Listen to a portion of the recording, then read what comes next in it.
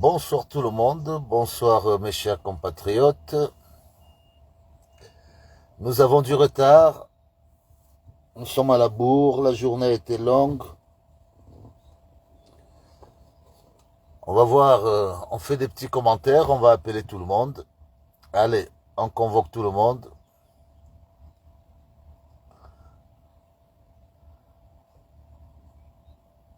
Je sais que tout le monde est dispersé. Tout le monde est occupé dans la distraction Fekafoot. Et les gens oublient un tant soit peu l'essentiel. Continuez à vous amuser. Continuez à détourner du regard ce qui est censé nous préoccuper. Donc, on essaie de partager. On appelle qui on peut.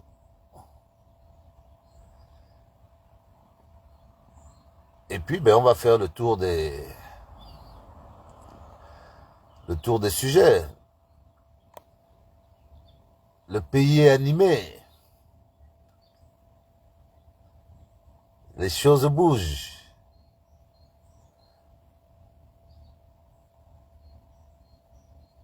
Et juste savoir ce que vous en pensez.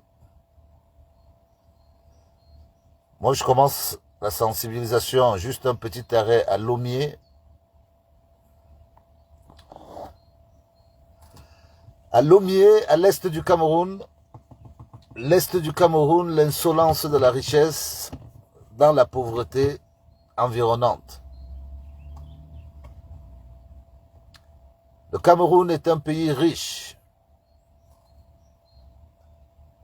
Malheureusement, un pays où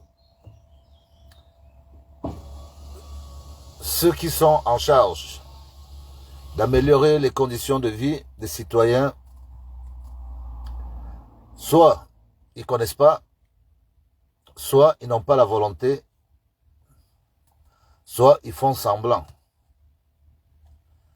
Ce n'est tout simplement pas explicable d'arriver dans une région comme la région de l'Est et de voir comment vivent les habitants de l'Est. C'est-à-dire que la richesse de cette région, on se pose la question de savoir à qui elle profite vraiment. Le président Paul Biya, qui est en fonction depuis plus de 40 ans, a partagé son pouvoir avec des élites venant de tous les coins du Cameroun. Et c'est pour ça que nous estimons qu'ils sont tous responsables au moment où nous parlons du changement. L'Est est une preuve vivante que la redistribution ne se fait pas. L'Est est une preuve que la richesse, elle peut être autour de vous, mais vous pouvez crever dans la misère. J'avais déjà fait une vidéo. Bonsoir tout le monde. J'avais déjà fait une vidéo où je vous parlais des richesses du Cameroun qui profitent à des entités extérieures. Je vous parlais du copal. Le copal qui est ce n'est pas une pierre précieuse, mais c'est souvent utilisé comme tel. Le copal est exploité par l'Église catholique, à qui les citoyens offrent gracieusement cette matière qu'elles trouvent dans leur environnement, souvent dans des marécages. Et l'Église revend ça dans les boutiques sous forme d'encens, et c'est un trafic international qui ne profite pas aux gens. Moi, je veux parler des richesses. Je sais que tout le monde s'intéresse à l'actualité de la Fekafoot. Je ne suis toujours pas encore arrivé à m'intéresser à qui va prendre la succession. Je ne suis pas encore à ce niveau-là. Moi, je continue cette sensibilisation parce que j'estime que les jeunes au Cameroun doivent savoir que le pays est riche, que la situation qu'on vit aujourd'hui, elle est due à plusieurs facteurs. Il y a un facteur d'ignorance et il y a un facteur de malgouvernance. Donc, on va mettre des cœurs pour partager, parce que nous avons eu l'occasion de parcourir un peu au Cameroun.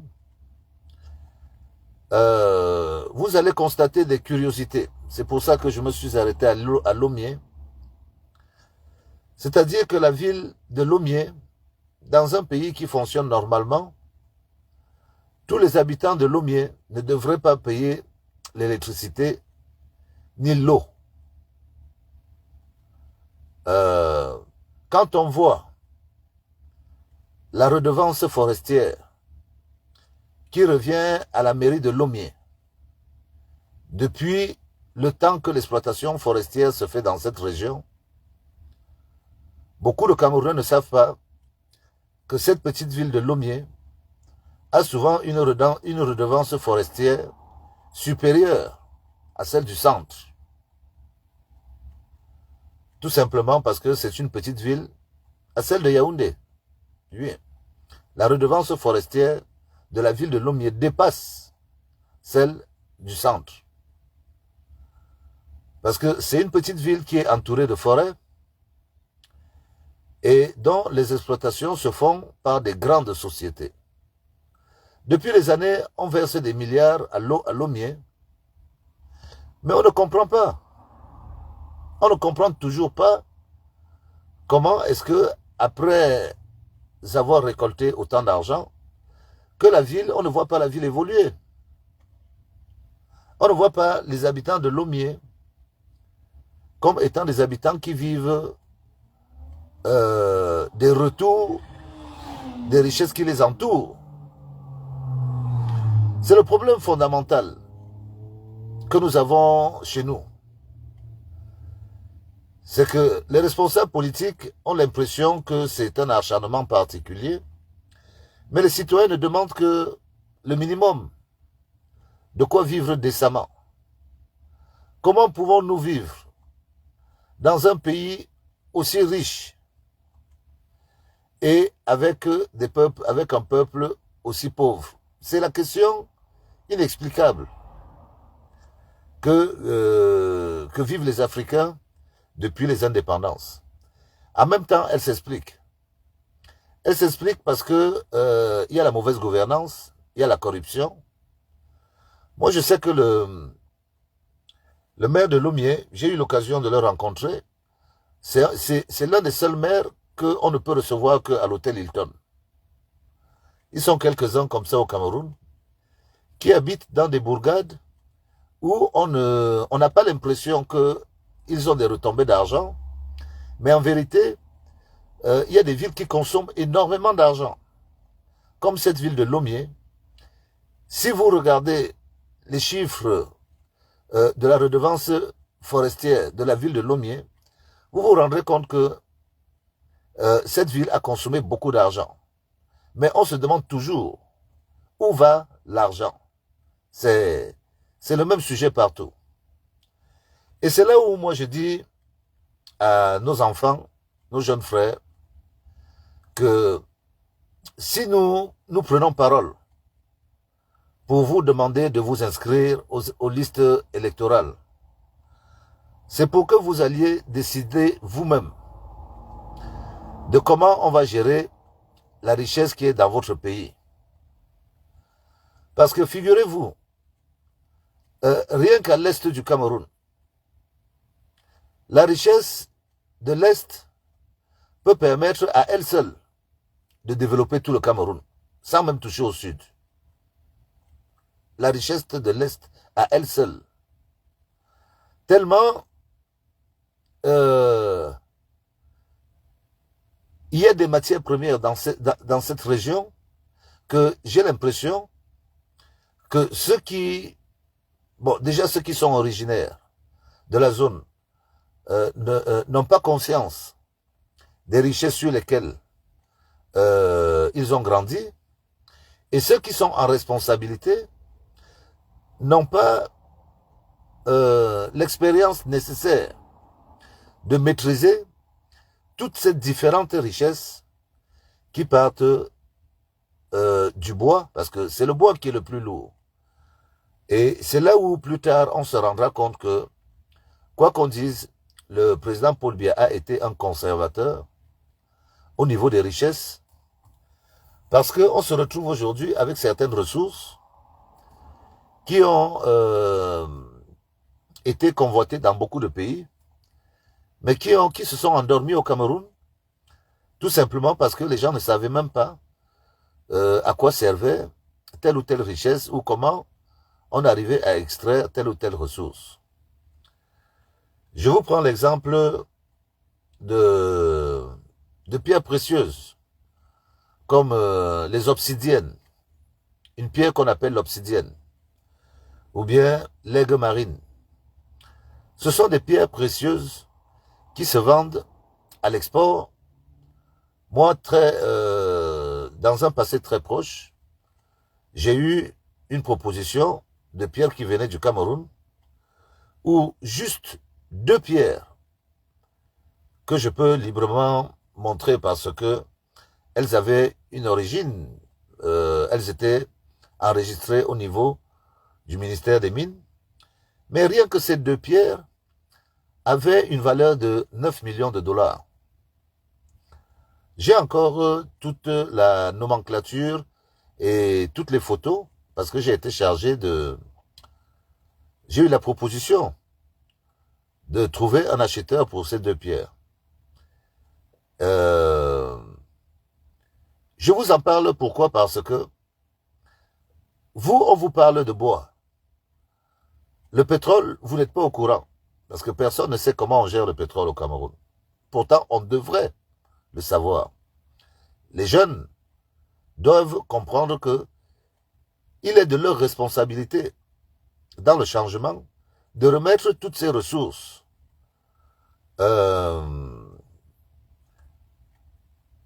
devant l'opinion publique pour qu'on sache exactement où elles vont et comment elles fonctionnent. Il y a des autorisations d'exploitation de l'or à l'Est.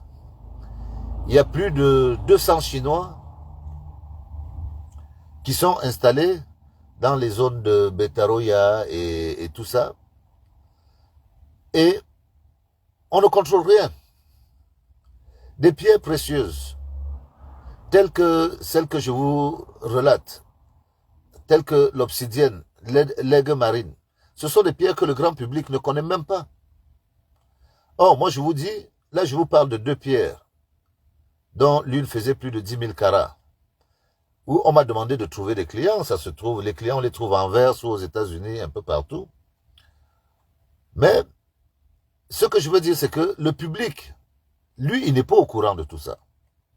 Le peuple, il n'est pas au courant de l'exploitation de toutes ces pierres, de toutes ces matières premières. Le peuple n'est pas au courant. Donc, c'est une situation qui dure depuis très longtemps. Les diamants sont exploités de manière libre, artisanale et corrompue, parce que les diamants, on les trouve, les micro-diamants, on les trouve dans des cours d'eau. L'or, on sait aujourd'hui qu'il y a des maisons à l'Est où, si on arrive même à les acheter aux villageois et qu'on fait relaver cette terre, on arrivera à extraire de l'or. Tellement, il y a des zones qui sont aurifères à l'Est. Malheureusement, l'Est, c'est le malheur, c'est le malheur de la richesse. Et c'est souvent un malheur quand, au niveau de l'administration centrale, on n'a pas une cartographie exacte qui arrive à repérer où sont les matières, les richesses du pays. Les mines de fer, ça ce sont des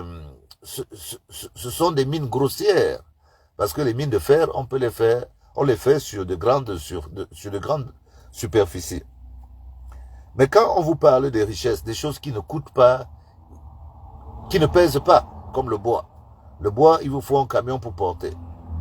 Mais une pierre d'1 kilo, une pierre de 500 grammes, ça, si on n'arrive pas à créer une traçabilité, on ne saura jamais comment contrôler toutes ces matières précieuses qui sortent de notre pays tous les jours, sans qu'on ne sache même si l'État récupère ne serait-ce que les taxes, ou si cet argent va même dans les poches des Camerounais.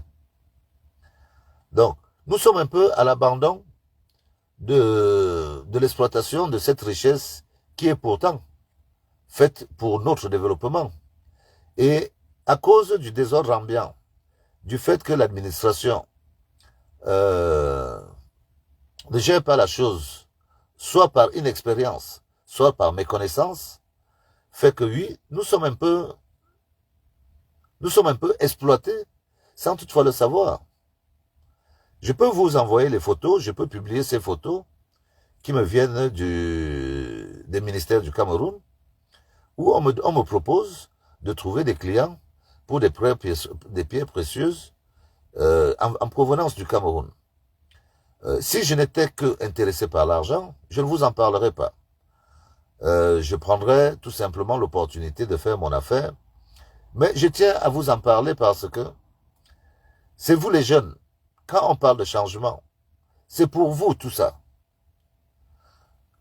Nous, on peut faire des affaires de manière opportune parce que c'est un peu le cafouillage. Mais ce n'est pas une voie. Ce n'est pas comme ça qu'on fait un pays. Ce n'est pas comme ça qu'on fait un pays. Il faut que les jeunes prennent leurs responsabilités et qu'on ne croit pas une seule seconde que nous ne sommes pas capables de nous exprimer si on le veut vraiment. Parce que la seule voie d'expression qui prime, c'est le bulletin de vote. Maintenant, voter pourquoi? Il faut voter pour protéger vos richesses. Il faut voter pour protéger vos richesses. Les Camerounais connaissent le bois. Le bois, ce n'est pas la matière première qui est la plus prolifique. Nous avons connu le bois dans les années, il y a de cela 30 ans. Et les Occidentaux exploitent le bois au Cameroun depuis le début du siècle. Nous avons vu comment les étrangers sont venus se servir dans nos forêts. La dernière vague asiatique aura des conséquences sur notre patrimoine forestier. Il y a des essences qu'on ne peut plus trouver près de la route parce que tous les étrangers qui viennent chez nous ne viennent pas parce qu'ils nous aiment. Ils viennent pour prendre nos richesses. Et donc la Chine, pendant ces 5 à 10 années, et pas que la Chine, l'Asie, a profité de refaire la plupart de ces temples, des temples bouddhistes, avec du tali et du kotali, ce sont des essences africaines, qui sont des essences qui durent des siècles et des siècles. Donc, ils sont tombés sur ces essences au Cameroun et en Afrique centrale, et pendant 5 à 10 ans, les prix se sont envolés et ils ont profité de piller tout le bassin, une grande partie du bassin du Congo. Pour trouver encore un tali aujourd'hui, il va falloir attendre encore 20 ou 30 ans. Ou un kotali. Bon, pour ce qui est des bubinga, je crois qu'on va encore attendre bien un demi-siècle, voire un siècle, pour retrouver des bubinga d'assez gros diamètre. Parce que toute la canopée a été visitée dans le sud et aussi une bonne partie à l'est. Nous, on vous parle des richesses de votre pays. Beaucoup de gens ne connaissent même pas. L'État du Cameroun n'a pas une cartographie qui lui permet de repérer toutes les zones où il y a des matières premières. C'est pour ça que,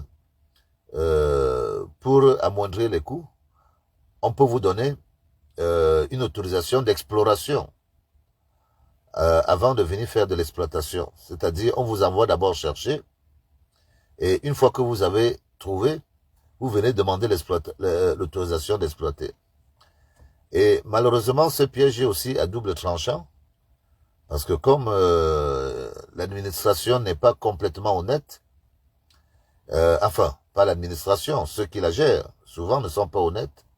Des fois, on peut trouver un gisement pour faire une exploitation à partir d'une autorisation d'exploration et ne pas être celui à qui on va donner le gisement pour l'exploitation.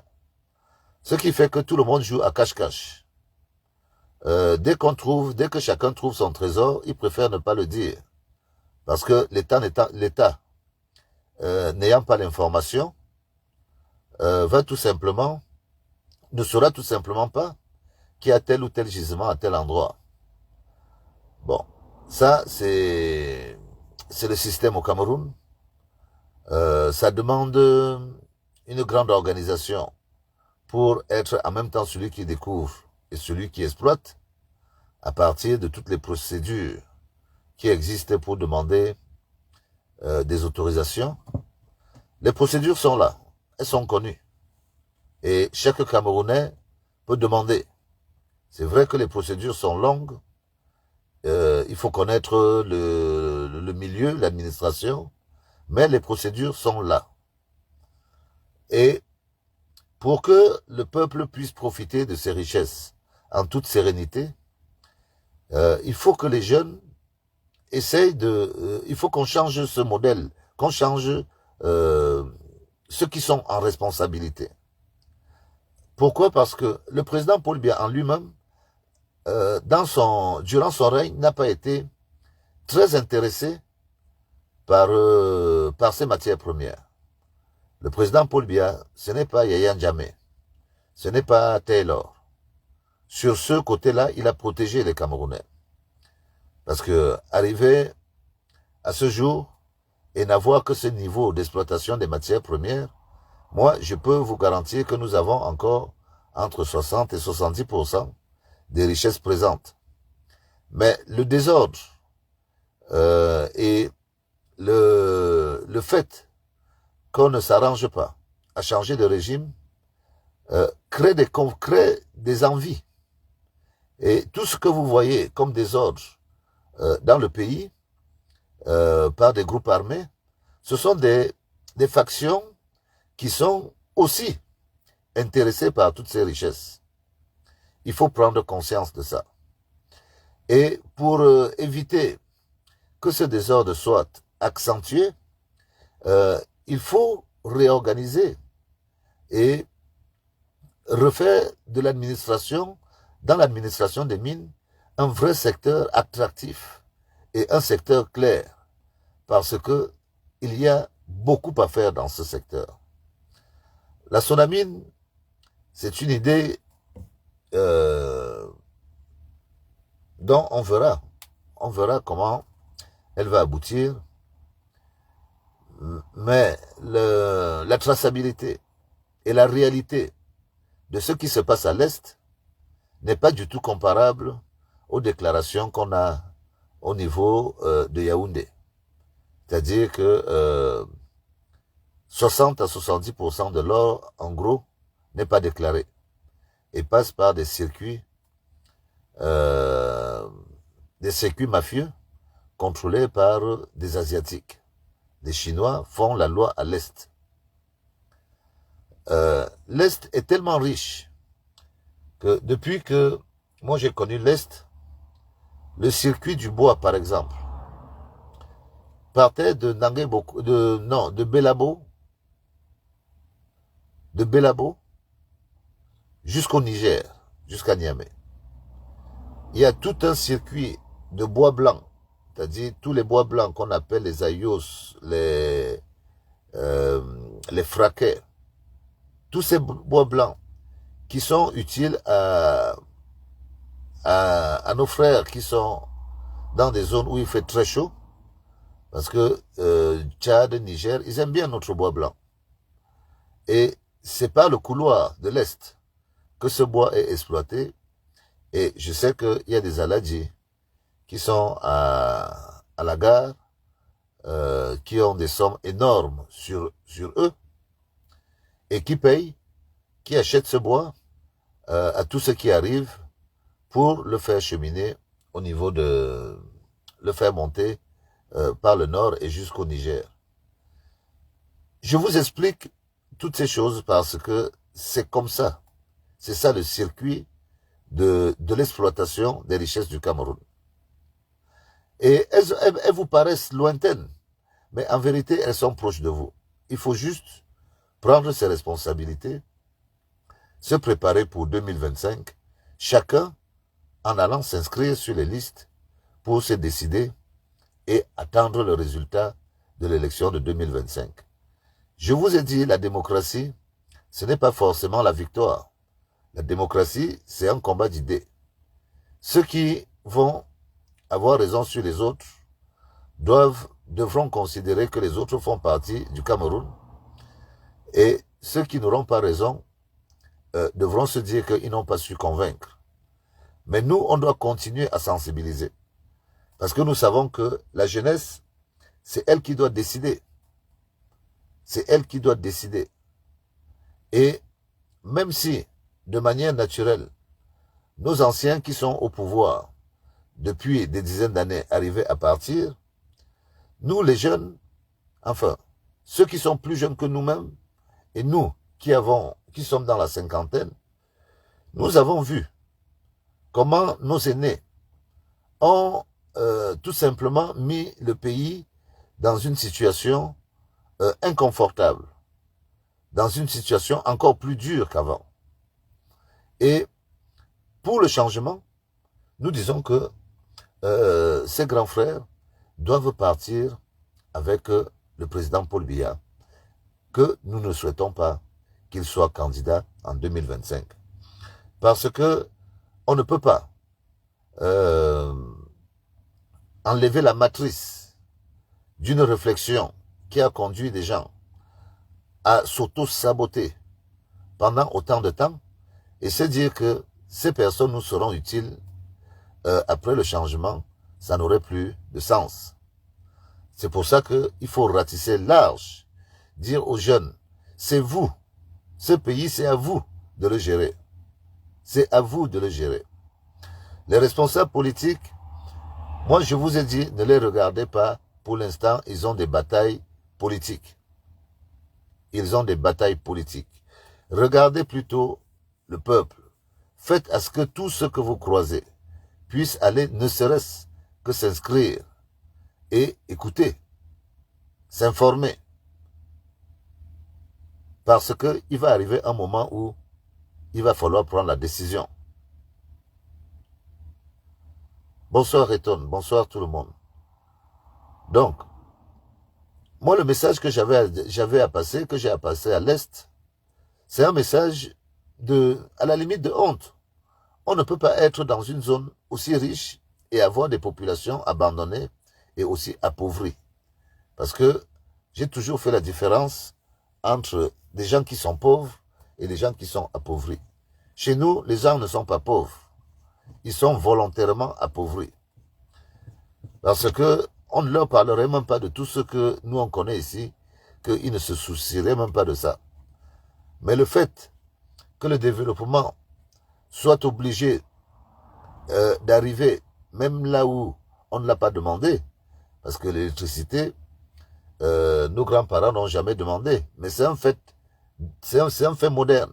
Tout le monde doit avoir de l'électricité, tout le monde doit pouvoir s'informer, tout le monde doit avoir de l'eau, tout le monde doit pouvoir se soigner. Donc, ces éléments de base font que ça fait mal de voir que l'Est, nous on reçoit, on arrive à l'Est, on fait des affaires, les gens arrivent à s'en sortir, mais les populations, non. Il y a un problème. Il y a un problème. Donc, le changement, c'est pour remettre le peuple dans une espèce de mouvance afin qu'il se retrouve dans le partage de l'effort national. Il y a une trop grande différence entre ceux qui ont et ceux qui n'ont pas. Il y a une trop grande différence. Donc le partage n'est plus équitable. Le partage n'est même plus explicable.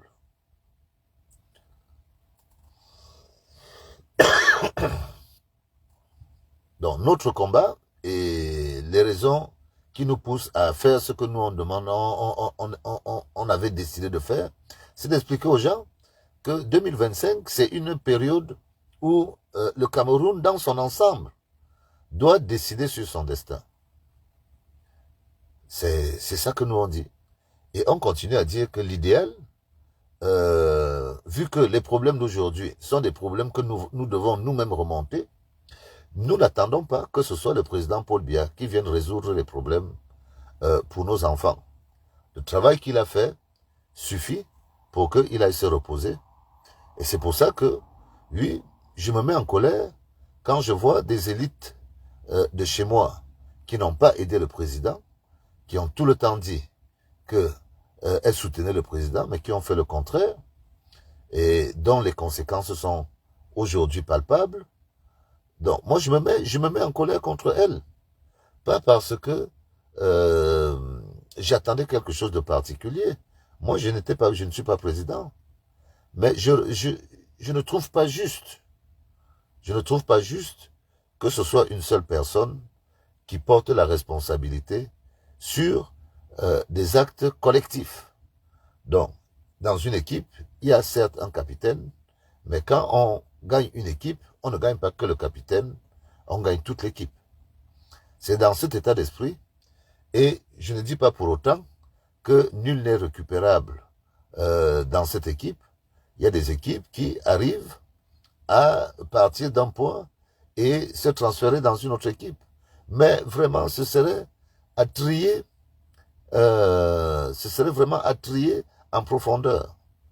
Parce que ceux qui se sont rendus coupables devront rendre gorge. Ça, ce n'est pas, la phrase ne vient pas de moi, je ne fais que la relayer, et ce n'est que logique.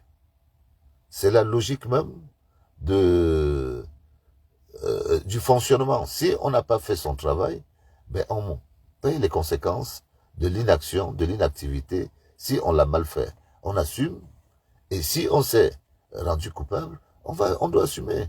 Ça ne chauffe pas. Hein? Ça ne chauffe pas. Il ne faut pas que ce soit vu comme si on en voulait aux gens. Non. Quand on attrape un voleur au marché, tout le monde est content qu'on attrape le voleur. Moi, je ne sais pas pourquoi. Est-ce qu'on ne doit pas attraper des voleurs sous prétexte que ceux-là n'ont pas volé à l'arraché, ils ont volé par détournement. Pour moi, le vol, c'est le vol. La manière, ce n'est que la manière qui change. Bon, pire encore, moi je trouve même encore plus condamnable pour ceux qui font des délits d'initiés, c'est-à-dire sachant avec pertinence que ce qu'ils sont en train de faire est une duperie en plein jour, mais ils la font quand même. Et qu'on ne vienne pas me dire de ne pas indexer cela comme étant des responsables. Non, ils sont responsables. Et au moment de payer la facture, ils doivent avoir eux aussi une part de l'addition, parce que sinon c'est trop facile que ce soit toujours celui qu'on met devant qui soit l'éternel fusible. Donc, moi c'est la façon dont je vois la chose. Maintenant, il faut expliquer chez nous les choses qui font qu'on soit à ce stade-ci. Moi, je ne crois pas que nous soyons dans un système où c'est une fatalité, nous n'allons pas nous en sortir. Non, non, non.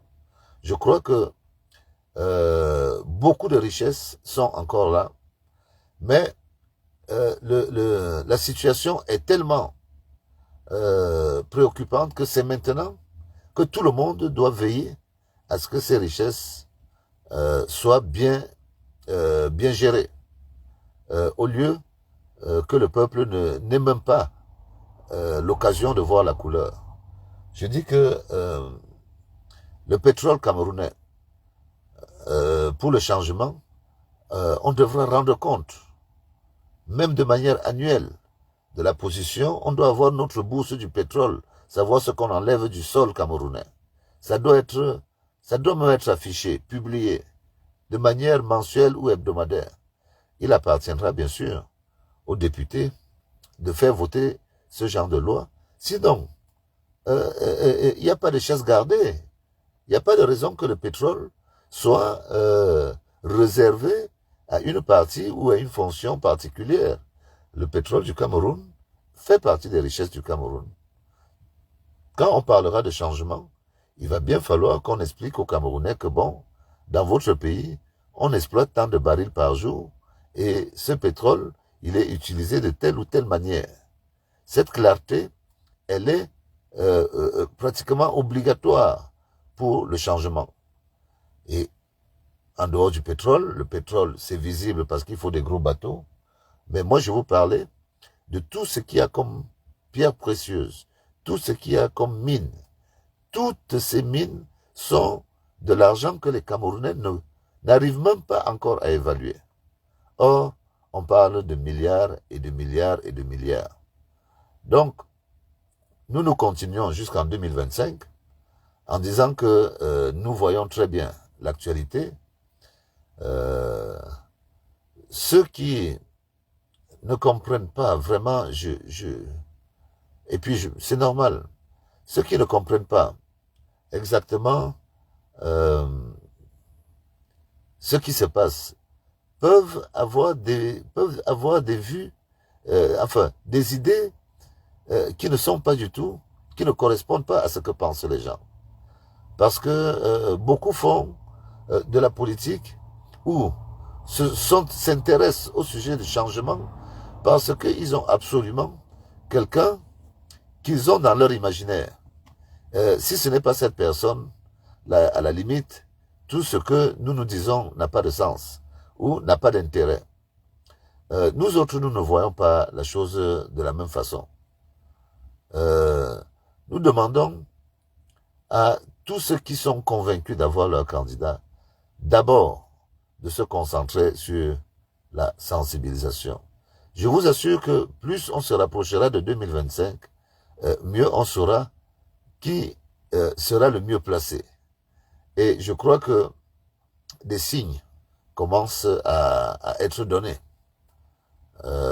L'actualité de notre frère Samuel Eto'o-Fils rejoint exactement ce que nous pensons depuis qu'il est arrivé à la FECAFOOT. Nous le disons. Nos voix ne portent pas assez pour que il nous interpelle, pour nous demander pourquoi nous disons ça. On aurait mieux expliqué. Mais nous trouvons que c'est un véritable gâchis de réduire tout le travail de Samuel à l'image qu'on veut lui mettre au dos. Nul n'est parfait dans la vie, mais je crois qu'on gagnerait beaucoup plus à sauver Samuel parce que Samuel est utile pour le Cameroun. Samuel est jeune, il est utile.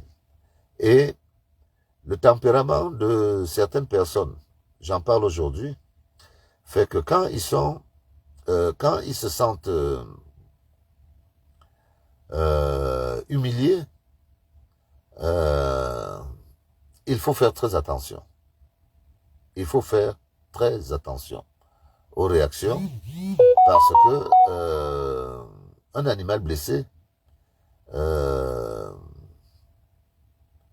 peut avoir des réactions très violentes.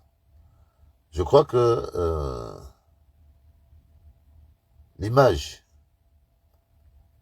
et le spectacle qu'on nous a présenté était aussi une manière de montrer au peuple camerounais, à ceux qui ont des intentions autres que le vôtre, de comprendre que c'est un jeu que le pouvoir, à la limite, qui arrangerait le pouvoir. Et je ne crois pas que ce soit pour ça que nous sommes engagés. Samuel doit prendre les leçons de ce qui est arrivé et je crois que il a encore assez d'énergie pour pouvoir marquer de sa présence et de se rendre utile à son pays. Je crois sincèrement. On peut reprocher beaucoup de choses à Samuel, mais il y a une chose qu'on ne peut pas lui enlever, et comme nous tous, nous n'aimons pas les choses de la même manière, Samuel a son amour pour le Cameroun. Et il a une idée de ce Cameroun-là. Et ce qui arrive ne doit pas lui faire croire que les Camerounais ne l'aiment pas. Non, non, non, ce n'est pas ça. Les Camerounais l'aiment, mais pour certains qui avons, moi j'estime, j'ai 52 ans, je suis son aîné de pas très loin, j'estime que Samuel est de cette génération de personnes qui doit se rappeler de là où nous venons et qui peut aussi comprendre que nous avons besoin d'aller quelque part. Moi, ce que j'ai envie de dire et de lancer comme message à Samuel, c'est que Samuel, toi-même tu sais que le Cameroun ne pourra jamais te donner autant d'argent que tu as gagné. Toi-même tu le sais. Tu sais que jamais au Cameroun on ne te payera à la valeur que tu as eue. Nous tous nous le savons. Et nous savons aussi que même si on te donne tout l'argent de la FECAFOOT chaque année, cet argent-là ne pourra pas t'influencer. Parce que tu as connu l'argent dans ta vie. Donc le fait que tu sois venu au Cameroun pour te mettre au service du football camerounais m'oblige à te dire, frère, que tu es venu te remettre avec tes frères. Mais tes frères n'ont pas la même expérience que toi. Donc, pour reprendre de la hauteur, pour le temps que tu vas encore passer à la FECAFOOT, à chaque fois qu'on parlera d'argent, essaye de te mettre à la limite, de déléguer. Délègue cette démarche à quelqu'un de ton entourage pour qu'on ne mette plus, pour que tu ne sois plus associé à l'argent du Cameroun. Parce que toutes les guerres que tu subis là-bas sont des guerres qui sont liées à l'argent du football qui est lié au Cameroun, et puis le reste vient après. Il n'y a personne là-haut qui a la popularité que tu as. Mais eux, ils s'arrangeront à écorner ta popularité. Et toi, ton intérêt, c'est de protéger ta popularité. Donc, l'affaire est simple. Si tu veux venir réussir au Cameroun, ne parle plus. Délègue tous les sujets qui concernent l'argent. Pour que tu ne restes que sur les sujets qui concernent le foot. Et les possibilités que tu auras à le rendre meilleur. Maintenant, si tu vois que tu vas devoir parler des affaires d'argent, alors là, je peux te dire, frère, que ces gens ne te lâcheront pas jusqu'à ce qu'ils aboutissent. Tout simplement parce que vous n'avez pas les mêmes valeurs. Vous ne pouvez pas avoir les mêmes valeurs. Personne ne peut vivre la vie que toi tu as vécue, Samuel. Parmi tous ces gens-là, personne. Et même, je dis, il n'y a pas un argent de la FECAFOOT qui peut te payer. Donc, c'est à toi de te mettre au-dessus de tout ce qui se passe là-bas. Pour nous, ça nous fait mal. Mais aussi, de là où nous sommes, nous savons que tu es une étoile pour le Cameroun.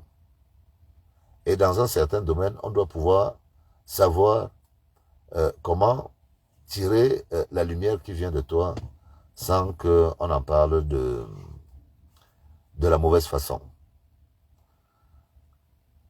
Bon, maintenant, nous sommes dans un peuple où ce sont un peuple de charognes. Hein.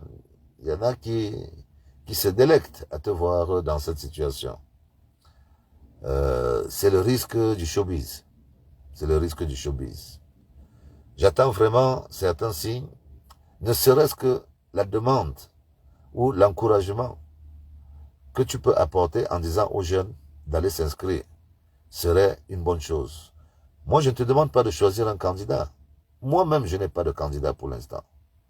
Mais dire aux jeunes d'aller s'inscrire serait déjà un très bon signe que tu pourrais faire au peuple camerounais. Parce que on parle de toi. On parle de toi au Cameroun. Et il faut faire des signes. Bon. Maintenant, nous, on revient dans notre sensibilisation et on continue à dire aux jeunes que tout ce qui va se jouer en 2025, si vous ne vous mettez pas en avant, ne venez pas plus tard vous plaindre que vous n'avez pas été prévenu. Je crois que le message doit être clair. Que ceux qui ne veulent pas, ceux qui ne vont pas vouloir, qui vont se dire que ça concerne les autres, ne vous plaignez pas. Plus tard, étant donné que le pouvoir va tout faire pour se remettre en place et essayer de redresser la barre, la vie sera très dure après cette élection. 2026-2027, ce sera très dur. La seule façon de sortir de là avec un enthousiasme, c'est de se dire que on a de nouveaux dirigeants, ils sont plus jeunes, ça va aller plus vite, ils ont un projet, etc., etc. C'est pour ça que vous, les jeunes, vous êtes la clé pour 2025. Personnellement, nous autres, on peut se dire qu'on va faire la résistance, hein. On peut tenir. Mais parce que nous avons déjà fait notre jeunesse. Vous, les jeunes, vous êtes au début de votre vie. Donc, quand vous voyez une partie des adultes se mettre à côté de vous pour dire on vous accompagne, ce n'est pas pour notre intérêt à nous, parce qu'en démocratie, nous ne sommes pas les plus nombreux. On va être derrière vous. Parce que c'est vous qui devez être les premiers. C'est-à-dire vous devez commencer à voter à 8 heures. Nous, on arrive même vers 15 heures. Trouvez que vous avez déjà rempli les urnes. Ce n'est qu'à partir de ça. C'est ça la démocratie. C'est ça la démocratie. La dénonciation, maintenant, elle doit continuer. Elle doit continuer. Tant que tous les Camerounais ne voient pas dans l'ensemble, c'est-à-dire celui qui est à l'Est, doit savoir que c'est Joseph Lay qui est l'homme qui est responsable de nos vies ici. Et je dois lui demander des comptes. Quand celui de l'Ouest chacun dans son environnement doit dénoncer. Ceux qui ne veulent pas dénoncer, eux aussi ne devront pas se lever demain pour dire, quand ils rencontrent un boulot, dire que vous les boules, vous avez... Parce que c'est toujours ces petits mots qui mettent les gens dans des situations où, sachant que toi tu n'as profité de rien, tu te trouves indexé par quelqu'un qui rejette la faute des autres sur toi. Alors que maintenant, on voit très bien que voilà les boulots. Qu'on dit que les boulots sont des mangeurs. Il y a beaucoup. Moi, je reçois des courriers des jeunes qui sont prêts, des jeunes boulots qui sont prêts pour le changement. Si le changement n'arrive pas parce que les gens n'ont pas voulu dénoncer chez eux, il ne faut pas venir dire demain que le pouvoir, c'est depuis 40 ans qu'il est chez vous, parce que quand on ne veut rien faire, ah ben on ne s'attend à rien. Ça, il faut savoir. Hein. Si on ne veut rien faire, on ne va rien avoir. Et comme la nature a horreur du vide, ceux qui sont là vont mieux s'implanter.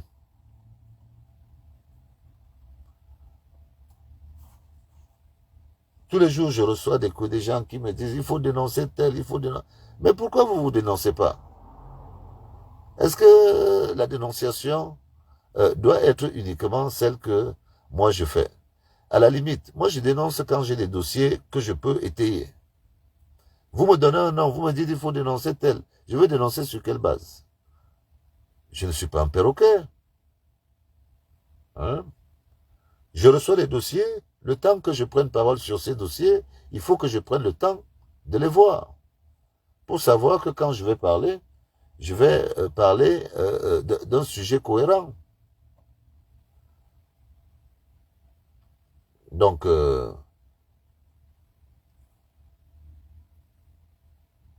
moi je suis là, j'observe comme vous tous. Et il faut toujours, Robert, il faut toujours continuer à expliquer. Faut savoir que le peuple, quand on parle de peuple, c'est des gens qui ont été élevés au christianisme. C'est la Bible qui est responsable de tout cet abrutissement que vous voyez. C'est la Bible qui a abruti tous ces gens. Parce que la Bible a imagé la société. Le peuple, c'est comme un troupeau de moutons. Exactement. Observez le troupeau de moutons, c'est comme ça que le peuple est. Vous voyez des gens qui partent. Le troupeau de moutons, lui, il s'arrange toujours à suivre le mâle dominant. Le peuple fait pareil. Et à certains moments, il y a de nouveaux mâles qui veulent prendre le pouvoir. Et il y a des combats qui se passent. Si le jeune mâle arrive à renverser le plus âgé, il prend la place. Donc, le peuple, c'est comme ça. Il faut toujours aller vers le peuple et essayer de le convaincre. Et puis, les gens sont habités par des stéréotypes. Ils ne connaissent pas la vérité, mais ils sont bloqués sur quelque chose qui les a marqués et ils restent dessus. C'est fait exprès hein, que les gens n'aient pas le sens patriotique. C'est pas quelque chose, on ne naît pas avec. C'est quelque chose qui se cultive. Or, quel patriotisme on peut inculquer à des gens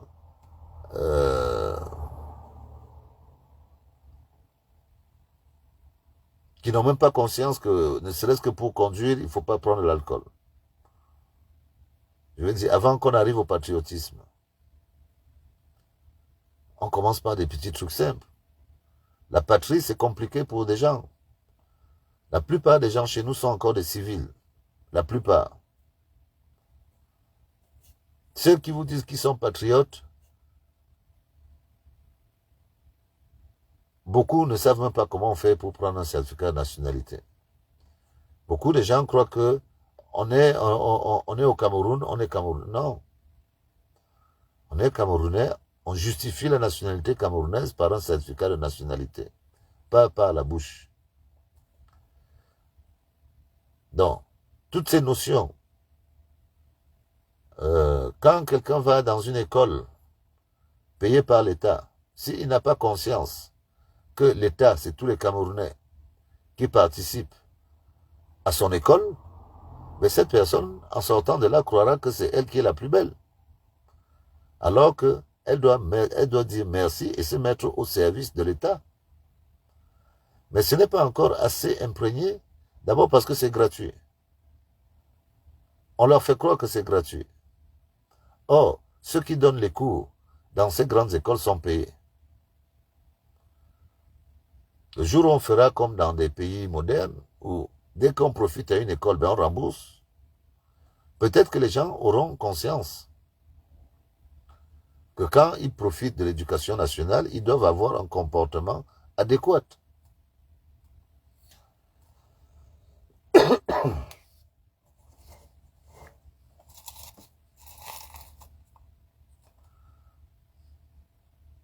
En 2025, peu importe la forme du vote, mais nous devons amener le changement en 2025. Ce serait trop grave de laisser passer le train. Ce serait trop grave. C'est-à-dire de se piéger pour finalement dire que après moi le déluge. Parce que chez nous, il y a des problèmes d'héritage, des problèmes de succession. Moi, je crois sincèrement. Mais je m'attends à une surprise. Je reste toujours là. à penser qu'il peut avoir une surprise. On peut rester là et on se dit que non, une lumière nous a permis, ou tout ce qu'on fait aujourd'hui pourra permettre, tôt ou tard, de nous donner, de nous mettre au moins dans cette situation. Moi, je ne cherche même pas à savoir qui sera là. L'essentiel pour moi, c'est que M. Paul Biya aille se reposer. C'est ça l'essentiel que moi j'ai. Et je serais tellement heureux de voir un autre visage à la tête du pays, de manière pacifique, qu'après, moi, je n'aurais même plus rien à demander parce que je me dirais, dès que ça arrive, les Camerounais seront comme émasculés. C'est-à-dire que ce sera une nouvelle vie. Ce sera une nouvelle vie, je suis convaincu. Et cette nouvelle vie, on doit aller la prendre avec beaucoup de sérieux. Parce qu'elle ne peut pas nous être donnée cadeau. Ceux qui attendent, qui disent que non, il faut attendre, attendez. Vous allez voir comment le train va vous passer vous-même. Ça c'est toujours, la liberté c'est toujours prise. On arrache la liberté. Pas forcément par la violence. Le vote, c'est la meilleure sanction de la liberté. Et il y a des sanctions qui ne sont pas discutables. C'est celles qui sont faites par l'abondance. Quand on veut, on ne peut pas dire si 10 personnes votent pour une personne et là-bas 2 personnes votent pour une personne, on ne va jamais dire que les 10 ont perdu. C'est impossible. Mais quand on se retrouve à 7, entre 7, 8, 7, 8, où il y a des équivalences, oui, il y a des tricheries. Même à 6, 8, il y a des possibilités de tricher. Mais quand le vote est incontestable par l'abondance, par l'engouement, même si les gens font comment? Même si les gens qui font comment? Le vote passera. Le vote passera. Pendant que je fais ma sensibilisation, je profite aussi de discuter avec les responsables politiques du Cameroun. Je prends le temps de passer des fois 1 heure ou 2 pour leur demander comment ils se préparent là-bas. Et il y a beaucoup de pièges. Il y a vraiment beaucoup de pièges.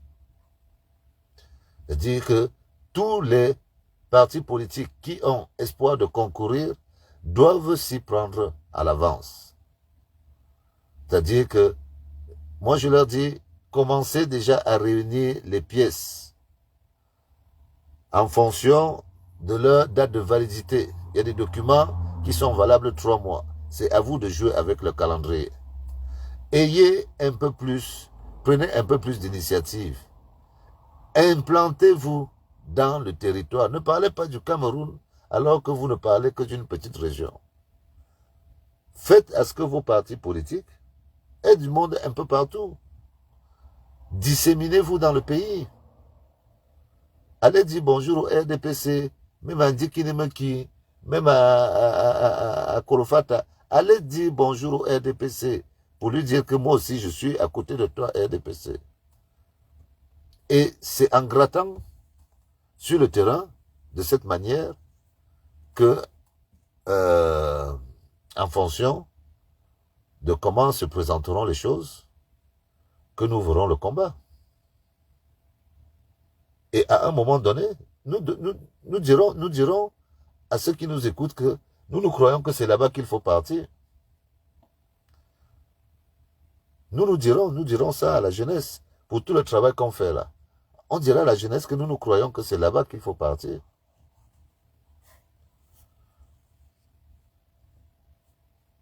Nous demandons à l'administration de laisser les ambassades permettre à ce que les Camerounais de la diaspora s'expriment.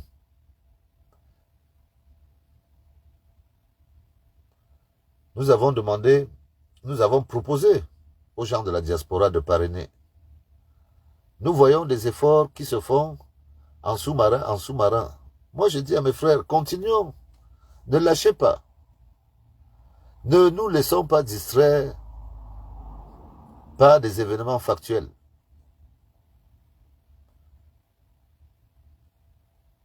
Nous savons que nous avons deux sources de distraction pour 2025. Il y a l'affaire Martinez-Zogo et il y a l'affaire Fekafoot. On regarde ça, mais ne prenons pas ça, nous ne pouvons pas prendre ça au sérieux. Parce que nous savons que l'affaire Eto'o, nous savons que Eto'o est capable de quelque chose. Ceux qui disent que non, s'ils s'amusent, non, nous savons que Eto'o n'est pas un homme simple. C'est-à-dire que Eto'o, ce n'est pas le gars qu'on va mettre à Konengi comme ça. Faut pas non plus croire que c'est aussi facile que ça. Ce serait dangereux pour le pouvoir de mettre un gars comme ça aux arrêts pour X ou Y raison. Mais nous lui demandons tout simplement il faut qu'il démontre au peuple de quelle manière il pourrait être utile. Il s'est souvent exprimé sur ses positions politiques. Qui s'exprime? Qu'il explique aux gens quelle est sa position pour que le peuple le sache. Et bien sûr, les frères de la diaspora. Je sais que parmi vous, certains sont dans des grasses campagnes. Si quelqu'un a des problèmes particuliers, essayez de vous mettre en collaboration, parce que ce serait encore dommage de voir quelqu'un dans la diaspora qui ne vote pas. C'est encore plus dommage. Parce que celui qui vient dans la diaspora doit comprendre l'intérêt du vote.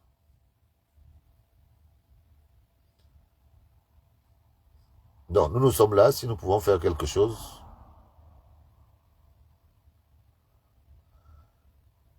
Et puis,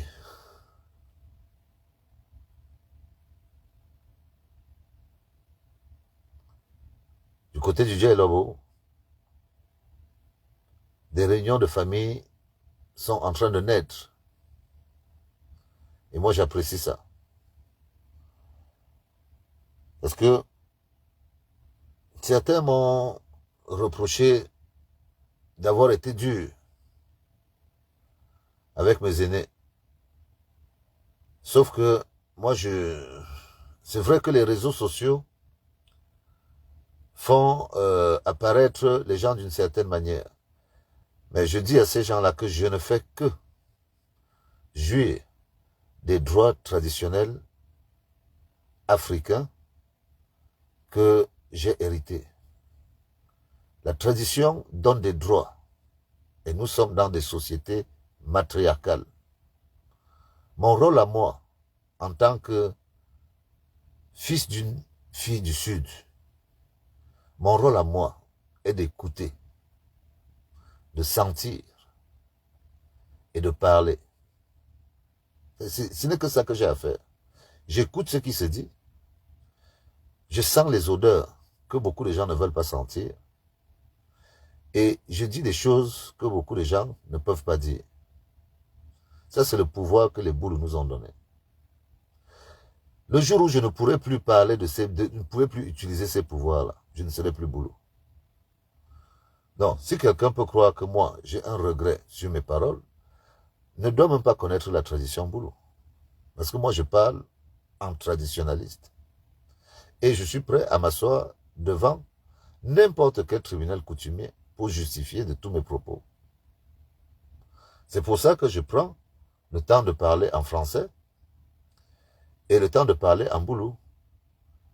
Parce que je sais qu'il y a des propos que je peux tenir en boulot qui ne peuvent pas se justifier en français. Et oui, moi j'ai des retours. J'ai des retours que les choses bougent. il y a des réconciliations, il y a des ententes. Moi, j'aime ça. Mais si je ne parle pas, on fait macérer la haine. Or, ça ne sert à rien de faire macérer la haine. Quand les gens sont fâchés, il faut à un moment donné que quelqu'un dise ce qui ne va pas. Ça permet de purger les humains. On purge leurs sentiments. Parce que, à force d'accumuler des rancunes, on ne sait jamais comment ça se déclenche. Donc, des fois, il faut faire le fou. Tu fonces, tu dis ce que tu as à dire. Et tes paroles, obligatoirement, auront des répercussions. À chaque fois que j'ai toujours pris la parole chez moi, ça a toujours été pour dire ce que je pense. Ah oui, ça a toujours été comme ça. Depuis mon enfance. Donc, je suis obligé de vous laisser. Ça, c'est des raisons professionnelles. Je vais sûrement revenir tout à l'heure parce que j'attends un client. Je vais vous reprendre après. Vraiment, veuillez